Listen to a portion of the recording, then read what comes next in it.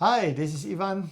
And this is me, Danelle, and welcome to a new video from True Potential, where we will be talking about hope despite the challenges of life. Now, have you ever wondered how to stay hopeful when life doesn't get easier?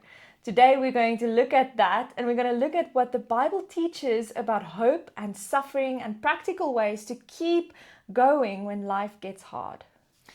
Yeah, thanks, Danelle. And at True Potential, we have ongoing conversations that lead to self awareness and practical next steps that will focus and empower you to make progress in life and leadership. So, to start us off with this topic about hope that endures through suffering, we need to start by defining what is hope. What does it mean, the word in itself and in the context of the Bible? So, from a biblical point of view, we know that the word hope speaks about a confidence and an expectation in God. Now, this is very important because throughout our seasons of life, we may go through challenging times. And the question then becomes, what do we place our expectation or our hope in? So let's look at a couple of examples where hope is mentioned within the Bible, and then we'll delve deeper into what that practically means for us. So when we look at Romans 4 from verse 18, we see that Paul makes an example of Abraham, and he speaks about Abraham who was sanctified through faith, and one of the things was he was hopeful. So Abraham, it says that even when there was no reason for hope, Abraham kept believing that he would become the father of nations, for he placed his hope in the God who is able to raise the dead and speak into being that which does not exist. So we see from Abraham's example that he has put his hope on God and not on his own body's ability to make him the father of nations. So basically, his expectation was in God's ability and not in his own ability. So let's look at another example. Proverbs 13 verse 12 says, "Hope deferred makes the heart sick, but a dream fulfilled is a tree of life." Now again, from this verse, we see that when we have an expectation and that is fulfilled, it's like a tree of life. It's life-giving to us. It sustains us and blesses us. But now we have to ask the question, we see a hope deferred makes the heart sick. Now we all go through seasons of life where we go through challenging times in our lives where we feel that that hope, that expectation that we're talking about is being chipped away. And so we want to look at what happens when that hope is chipped away. How can we rebuild that? So if we look at research, we see that when someone goes through a period of time where they consistently have this hope deferred, they have disappointment upon disappointment, they get into a place where researchers term it learned hopelessness, where basically you give up on what you are doing because the feedback that you're receiving is telling you that it's not working. And that consistent feedback then leads into a place where if I do anything, it doesn't matter because it's not working. And that is then a no expectation, which leads to apathy, which leads to people taking themselves out of the community. They don't feel that they can add value anymore. So it's really a toxic situation. And it's really tragic when people get into that space of complete hopelessness. And so we want to look at what breaks down hope. And we also want to look from a biblical perspective what builds hope. So let us have a look at strategies that are not helpful. And Danelle, I'm going to ask you to start us off with the first strategy that people employ that is not helpful. So the first strategy is something that we see quite often within the broader church community, and it is called toxic positivity. So that tries to suppress the reality of our feelings, especially if we have negative feelings, with this message that we as Christians are supposed to have this wonderful, beautiful, fulfilled life with absolutely no negative emotions, just joy and peace and happiness. The problem is, and then also when we have negative emotions, that must be some sort of reflection on our faith. Almost that if we are not blessed with material blessings, then we have a lack of faith somewhere.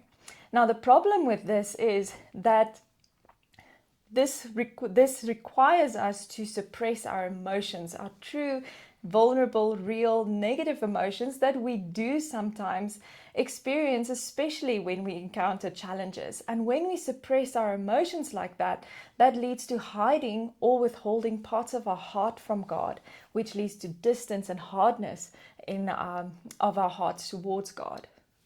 Yeah, and that also leads to shame, people feeling that they cannot be their true selves within the church community. So what do people do? So they go outside of the church community and they try and seek some form of answers to these questions. And that also leads to further separation then from God, because they feel like there must be something wrong with me, my identity, there must be something wrong, because look at all of these other church folk, they are just wonderful, they are quoting verses, it's just a majestic time, but there's something wrong with me. And so that is what we mean by toxic positivity. It's not sustainable, and actually it's not biblical as well. We don't want to avoid the truth of the matter to show and to create a facade of everything's okay while it is not okay, where there is real suffering and trauma and people struggling with negative thoughts, people just struggling with everyday challenges. We want to deal with that, and we'll have a look at that a little bit later. The second one we want to touch on is avoidance strategy. Avoidance strategy, all of us do this from time to time, and it sometimes can be good in a short-term situation. For example, if you had a terrible day and there was a lot of anxiety, it's maybe helpful to go and just watch a television program or go and sit in nature. So you are basically taking yourself out of the situation. You are avoiding that situation just to give yourself a breather. Now, in the short term, that is very helpful. However, when we start to use this tactic as a lifestyle and a habit, then it becomes destructive in our lives, because it then steals from us the necessary endurance to work through some of these things, and it actually makes us to procrastinate from this. The extreme examples of that can be alcohol. So alcohol, abuse of alcohol in many situations is because of people that they don't feel that they can deal with the stress that they are having in their lives.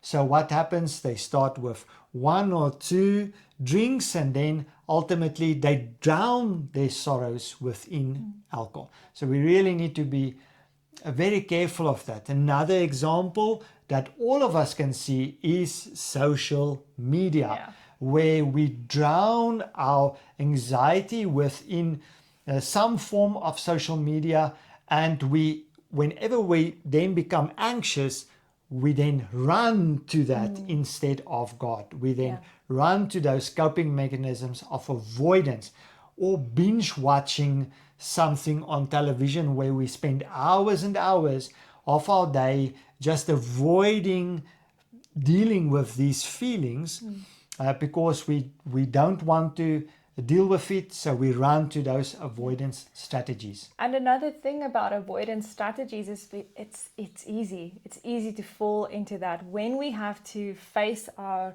emotions or face the situation that we're dealing with. That can lead to pain. It's difficult. So avoidance is easy. And the thing is also, it becomes easy then to suppress emotions, and once again that leads to hardness of heart and distance from God. Yes, most certainly. Number 3, a strategy that is not helpful is what I call, this is my own term, I don't think it's legitimate in the world of theology, but this is my own personal term, is consumer theology. And I term it like that because that is the world that we live in. We live in a world of consumerism. And so another word for it that's very well known is prosperity theology. What this basically means is that we go to God to help us out in times of need and to basically gratify our fleshly desires, what we call our carnal or our fleshly desires. Now, this is not, I don't mean our sustenance like food. What I mean by fleshly desires is what we lust after with our eyes, the latest car, the latest house, the latest blessing, so to speak. And so what happens here is that if we then go through a troubling time, we think we can give ourselves out of that. We can actually buy prosperity. We can buy whatever we think we need to consume to sustain us through troubled times. Because this theology just says our understanding of God. This understanding of God basically says that if you go through difficult times, you are not in the grace of God. If you go through difficult times, you are not blessed. And that is also a completely skewed understanding of what it means to be blessed.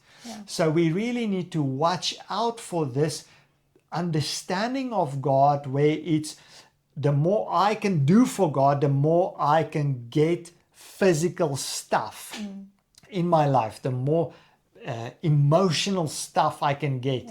And so that it's the next fix.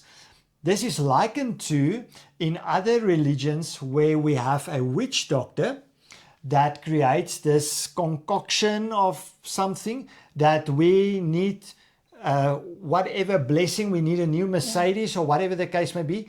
So we go to the witch doctor, we pay a fee, we get a concoction, we either drink it or place it within our existing car, in our house, and then we believe that that will then work as a charm to actually give us that thing that we want. It's this, all of these posters of lost lovers and all of these things. Now we also do that with God. We do that in the church, where we think the more exuberant, joyful celebration and worship that we do, then we will receive something. It's almost like we go just to the witch doctor, which is very sad because we place God in that. And then we think if we tithe more, if we give more, then we will receive this thing of that all of us here, you will receive a sevenfold harvest. That is not the reason why we give. We give because God gave. Yeah, absolutely. We give because God has blessed us to be stewards with our physical possessions and with our time and all of that. So it's out of gratitude. But this understanding of God says, no, you give to get. And get means getting out of trouble. So we can actually then sin in this understanding of God, not take responsibility for our actions, and then just go and pay to receive that blessing. We really need to be careful for this understanding of God. Yeah, so as you were speaking, for me, it touches on worldview, having a worldly worldview where our blessing is in our physical riches, our physical things that we have, versus in the Christian worldview, our blessing is God, having a relationship and a right standing with God. And when we bring that worldly worldview into our relationship with God, it can turn into almost like finding your blessing by works, by actions, rather than through faith in the faithfulness of God. Yeah, most certainly. And I think that is very important as we now transition into what is helpful from a biblical standpoint. We need to remember that the way we view the world is starkly different from when we were still without Jesus, without God in this world. Our worldview has changed and shifted. So we cannot, when we read the Word of God with a worldly worldview, we fall into that thing of consumer prosperity type of theology. We need to remember that we are reading the Word of God from God's point of view. God has a message for us. Yeah. And it's God's story, and we are part of that. And it's not necessarily just our story, and God is part of that. We need to remember that when we engage with the Word of God, what is God saying? What is His way of life to deal with the situations of life? And God does that through His Word. Yeah. So let us now transition, and let us start now to look at what are some helpful ways to work through and endure through suffering, remaining hopeful in that as well. And so let us unpack a little bit more this concept of worldview before we jump into some more practical things. Yeah, I think worldview lies at the very foundation of this. You see, if we continue to walk in our relationship with God with a worldly worldview, when we then encounter difficulties and challenges, it can become very difficult or even impossible to keep hope. Now we see from Romans 5 verse 2 to 5, Paul makes an argument about both what hope is and then also why we can have hope and how hope is cultivated even when we suffer. So he starts by mentioning that we have salvation through faith in Christ Jesus, and therefore we have peace with God, which allows us to have hope in the glory of God. He actually says we rejoice in our hope of the glory of God. And then further he states that we can also rejoice in suffering, because through the process of suffering we get to hope that does not let us down, because of the love of God, which is then guaranteed through the gift of the Holy Spirit. So our hope through the Christian worldview is that our hope is founded in the assurance of our salvation through Jesus Christ and the guarantee of God's love through the Holy Spirit. Our hope is then founded in the person of God, not our physical circumstances. Most certainly. And it's again, we just want to say that word hope means expectation. So our expectation is not in what this world can give us, the security that this world can give us, but actually to be secure within God. That expectation, that is what that word hope means. So when we say hope, it's not just hoping for a better tomorrow, but it's a sure expectation. And that's actually the building blocks for faith. So let's jump into our first strategy where we will continue to build hope, be hopeful despite the suffering that we experience in this world. The first one is biblical understanding of suffering, and we've already started to unpack the biblical worldview, but this is very important. Let's look at a couple of scriptures. Matthew 5 verse 10 to 11 says, God blesses those who are persecuted for doing right, for the kingdom of heaven is theirs. God blesses you when people mock you and persecute you and lie about you and say all sorts of evil things against you because you are my followers. This is a very interesting scripture, and I think it's so important for us to meditate also on these scriptures. I found myself in my Christian walk where I read about the wonderful inheritance, for example, in Romans 8, and then I just skim over the suffering that is part of that inheritance. We need to meditate on this because it prepares our hearts to endure the suffering. It's like when you are engaging in a sport activity and you see your opponent approaching, you brace yourself, you engage in that process, you expect that process.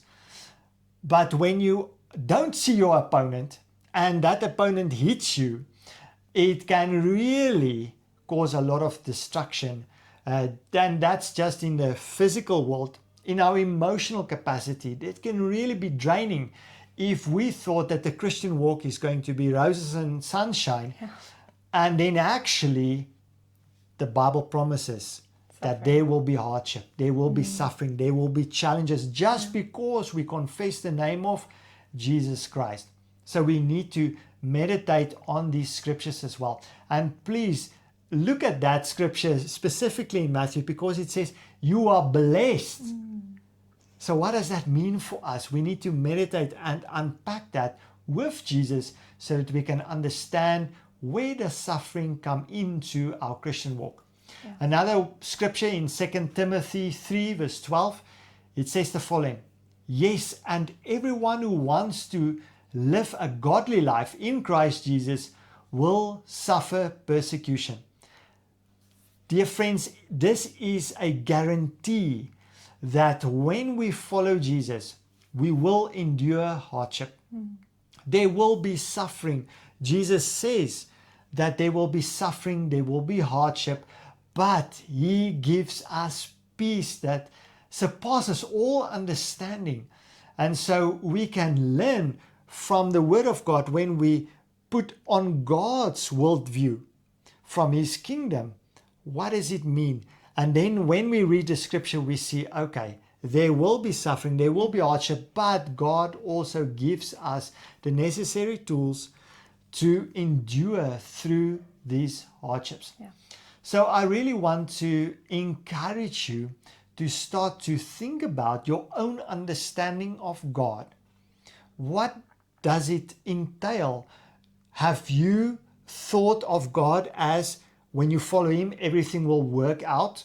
Like we see many times people want to go on outreaches, and then the first challenge that they encounter, they say to me, oh, maybe God doesn't want me to go on this challenge. So we see that we have this in the back of our minds that if we follow God, everything will just go smoothly. Yeah. And we see that from these scriptures and so many others, that actually the challenge is because we follow God. Yeah. So it's because we are in the right place many times that we endure challenges. Just on a physical point of view, Jesus says to His disciples, go over to the other side. What do they encounter? A massive storm. So many times Jesus did not say to them, go around the storm. I personally want Jesus to tell me to go around the storm. Yeah. But He actually says, go through the storm. But He's then there with the disciples. Yeah. He's there with us to go through that storm, to endure through that. And that's where our light really shines. Because the fact of the matter is there's a lot of suffering around the world. There's a lot of trauma.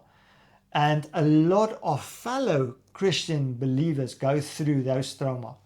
If we only have an understanding of God that everything will be roses and sunshine, what about the persecuted church? Yeah. What about those who are born in slavery? What about those who are born into dire situations? They can also receive the gospel. They can also experience the grace of God despite those circumstances. Yeah. The Bible helps us to understand and form that understanding. I think a wonderful thing is that physical suffering that comes from this world does not change the faithfulness and the love of God. And I think that is the wonderful hope that we have, not only in the fact that Jesus said that He has overcome the world in which we have suffering, meaning that He's also overcome the suffering, but that we also have that assurance of God's comfort, God's love when we go through suffering. Yes, most certainly. And then we come to our second strategy, how to build and cultivate hope despite suffering. The second one is surrender judgment to God. Now, this may sound very strange when I say that, but we find the scripture in 1 Peter 2 where he addresses people who go through suffering because they are doing good. The strategy that Peter gives us is not one of seeking retribution. It's not one of seeking justice. It's not one of seeking revenge. But Peter actually gives us a key. He says that we can go through this time by trusting God, by doing good. The way that we trust God is by continuing to do good. And that He then says that there is blessing in that. And I believe that blessing is part of the peace and the grace of God to endure unjust treatment by other people. And it is very interesting when we look at Paul's writings, we then see in Romans 12 verse 19 to 21, we read the following: Dear friends, never take revenge. Leave that to the righteous anger of God. For the scriptures say, I will take revenge. I will pay them back, says the Lord. Instead, if your enemies are hungry, feed them. If they are thirsty, give them something to drink. In doing this, you will heap burning coals of shame on their heads. Don't let evil conquer you, but conquer evil by doing good. When we look at these two scriptures, and again, there are so many scriptures that teach us this key. The way we endure is by actually giving ourselves over to God, surrendering to God. What do we do by doing that? We surrender the judgment to God. We let it in God's hands. And what can we do?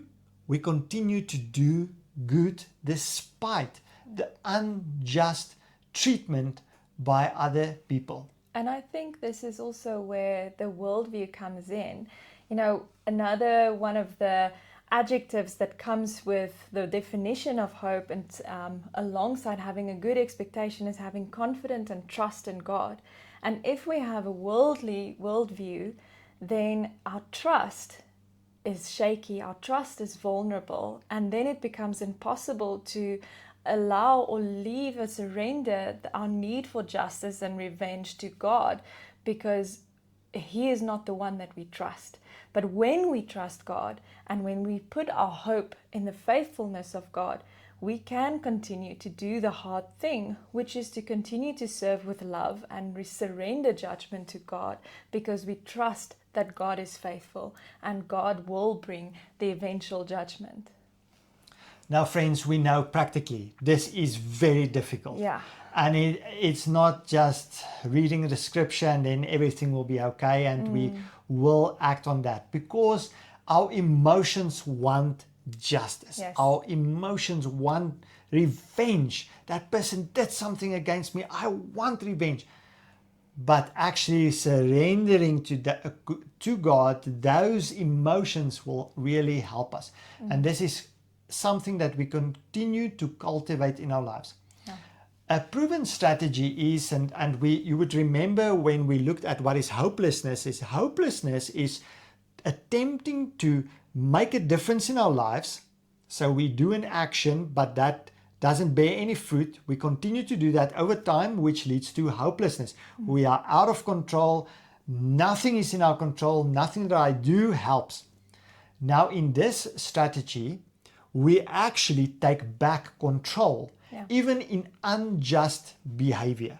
We take back that control. How? Firstly, we surrender our emotions to God, but then also, more in a physical, tangible way, we look for the smallest action where we have control, where we can do good.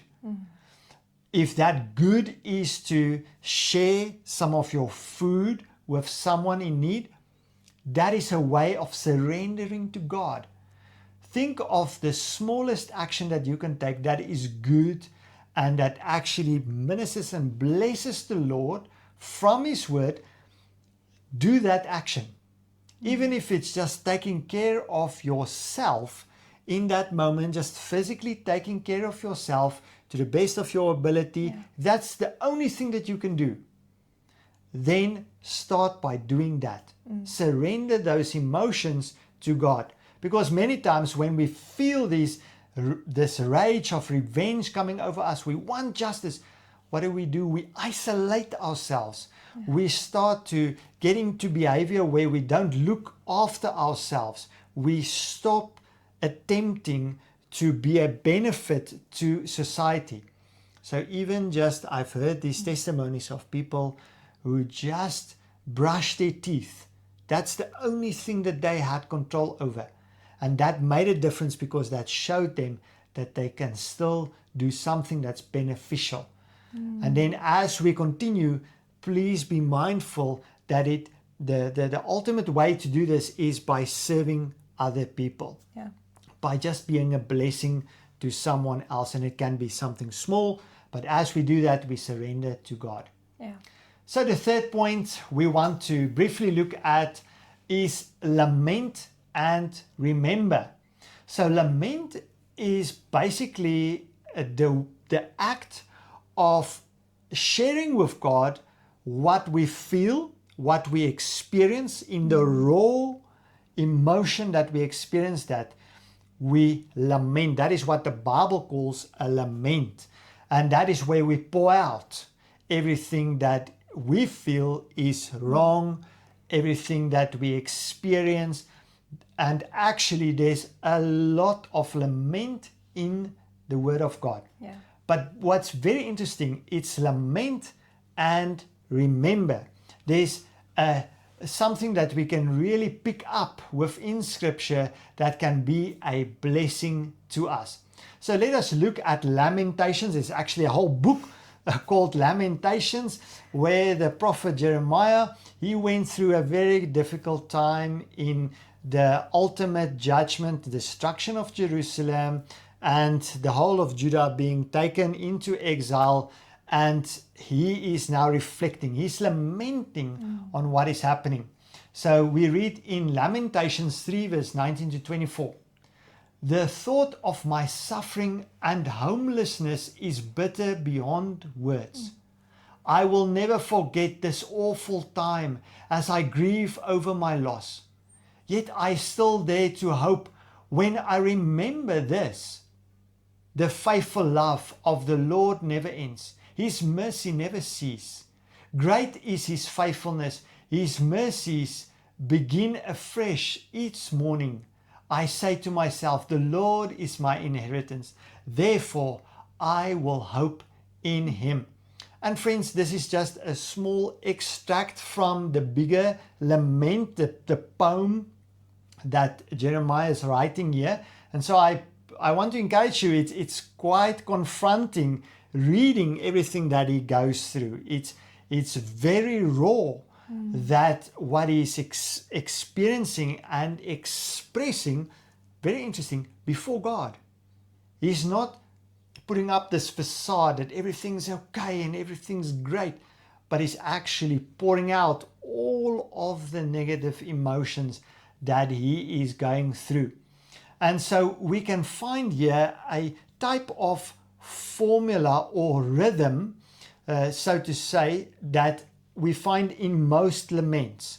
A lament will start with the raw emotion, what this person is going through, but it will end off in an expectation of God and a hope in God. So it's this, if we think about this, it starts out in raw emotion, pouring out before God, and then ending off in something of, what can I remember of God's hand in my life? Yeah. Because if we do not lament, we fall into that toxic positivity. Now, the reality is our emotions are real. When we have grief, it's real. When we have frustration or disappointment, all of those emotions are real and they need to be acknowledged. Now, lament is the process of taking the jumble of our thoughts and our emotions and putting it out there before God. Like, I am feeling this because of this. And it brings almost all of that chaos into order. And after we've acknowledged our emotions and why we are feeling like that, we are actually able to almost step out of the storm of emotions and then remember and look to God. But it is very difficult if we want to look towards God, but this grief or this disappointment is still here, being unacknowledged and ignored. Lament is such a powerful thing in our intimate relationship with God, because we acknowledge before God that, yes, my heart is broken, God, but you are faithful. You are faithful, and I will put my trust in you. And again, I want to encourage us to think of a personal situation where God has been faithful, where you've seen the hand of God in your life. And it may be something that has happened a while ago, where you've seen God move in your life. Just remember that. I've seen so many times in my life, throughout various seasons of my life, where there was financial pressure, where I would really pour out before God what I'm going through and the anxiety and the stress that I have. What will the day of tomorrow hold for me? But then there's a time where I intentionally then start to shift, and I try to remember all of the times where God has come through financially, where God has acted in my life financially, where He has moved in people through them to bless me and help me through those times. And that actually then lifts up our hearts. It washes that emotion of going through that challenging times. And there are very many ways that you can remember the times where God blessed you, with the times where God came through. For me, one of the things I do is I've made a list of all of the wonderful things that God has done. And whenever I feel down or I need to lament before God, I need to remember, I can actually, because I've written it down, I can go back towards that list. Someone else I know, she's trying to make a list of her 10,000 reasons for worshiping God. So, and maybe it's having a symbol that that reminds you of a time where God came through for you, you know, making a monument of God's goodness and God's grace manifested in your life. So think of ways that you can remember the good things that God has done for you, so that when you are in that times of lament, you can actually have something to refer back to. Yes, and while Danielle was just speaking, that I know that many times I've lamented in front of Danielle, and I've poured out my heart, and then she would gently say, but let us remember, and she would remind me actually of that. So even reaching out to a friend or a loved one to help you remember when you cannot remember, that is such a wonderful privilege to have those people in our lives as well. And the community of God can also assist and help us in those times as well. Yeah. So as we've looked at various things in this video, we've looked at hope. Hope is the expectation within our Christian worldview, expectation in God. And then we looked at what is hopelessness, where you continue to try without success. You consistently do that, you fall into this despair. Then we've looked at some toxic ways or unhelpful ways, strategies to try and build hope. And we need to remember to steer clear of those ones. But then we focused on some helpful ways of building hope. The first one is we need to really dig into the Word of God to understand God and the suffering that we experience within this world that is part of our inheritance in Christ has suffering in it. Yeah. And then secondly, we need to also continue to remember to surrender judgment to God. As we surrender that judgment to God, we surrender our emotions, and then we look for those small actions that we can take. And then lastly, we looked at lamenting before God. And how to do that is we pour out, we can write down, we can verbally acknowledge that, we can acknowledge that before God, and then we end off in hope. And then I want to encourage you within that to make this practical in your own life. And there's 3 challenges that I want to give to us today. The first one is think about your own understanding of who God is and the suffering that we see in this world, and what does Scripture teach us about that. Yeah. The second one is look at micro actions, small actions that you can take that is good from God's perspective within the challenges that you are facing, within the suffering that you are facing. And then thirdly, engage in lament.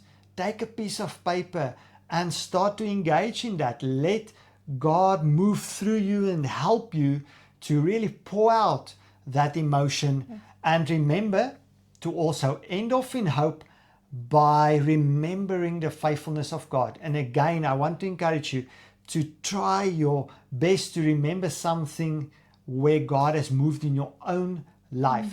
It's good for us to remember from Scripture how God moved for the Israelites, how God moved for Joseph and Abraham, but it's so powerful in the same application if we remember how God moved in our own lives, And so I want to encourage you, if you've enjoyed this video, please like and subscribe to our channel. It greatly helps us to reach more people. And have a wonderful day, and may God help us to continue to endure in hope despite the challenges that we face. Bye for now. Bye-bye.